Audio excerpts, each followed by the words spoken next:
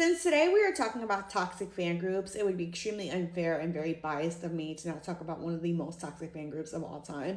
And it just happens to be that I happen to be kind of a member of it, I guess, with a little star next to it, because I am an adult with critical thinking skills. I think that no one is beyond critique, and I will critique her as well from time to time. Like, I don't always think she's right. I don't blindly follow her, even though I am a huge fan of hers. The Beehive is an interesting fan group because I would argue that at their very peak, they probably were kind of the most volatile and most hostile fan group of all time. Like, you couldn't even say you didn't like the color of Beyonce's shirt without them all losing their mind. I think an argument can be made that they've calmed down a lot in the recent years, and in part that has to do with the fact that Beehive members are older, right? Like, most of us are in our 30s and have jobs and kids and husbands and real life responsibilities and don't have all the time of the day to sit around obsessing over someone. In my article that I wrote for Substack about fan culture, one of the things I wrote is that fan culture really stems from it's a result of the loneliness epidemic, right? It's people who have nothing else going on in their lives in real life and therefore try to form connections through this kind of obsession. So an artist that is a little bit older and has been around for much older, her core fan base will be a little bit older as well, and then will behave in ways that are less crazy because they have real shit to lose in real life. Fan culture gets really out of hand when the fan group is made up of like 15, 16-year-olds. That's why Beehive was extremely insane 10 years ago and is a lot quieter now.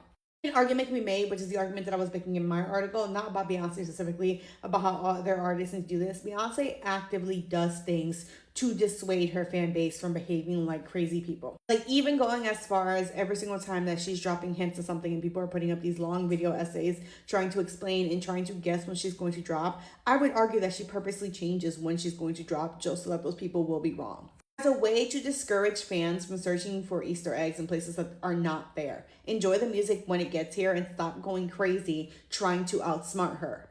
Beyonce is constantly doing the opposite of what fans are asking of her on purpose as a way to remind fans of their place. You're the fan and I'm the artist. You do not control me. Beyonce hardly ever calls paparazzi on herself, right? Like, Beyonce, when she is seen out and about, it is intentional, it is purposeful, it's because she is at work, it's because she has something coming. We don't see random shots of Beyonce out and about, right? Because she does not call paparazzi on herself like other people do. These are intentional precautions and steps taken as a way to kind of minimize people's parasocial relationship with her.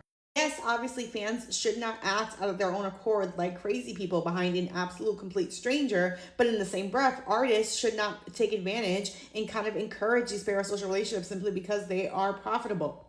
That, to me, are a good example of like supporting the thing that I'm arguing in the article that I wrote, which is that people's fan base will be detrimental to an artist. And again, Beyonce's fan base being out of control is kind of not okay, but not that detrimental to her career personally, because she already has such a huge mass appeal, right? She already has so much mainstream success. Like, she is Beyonce. So the fact that people are acting insane behind her doesn't matter at this point in her career.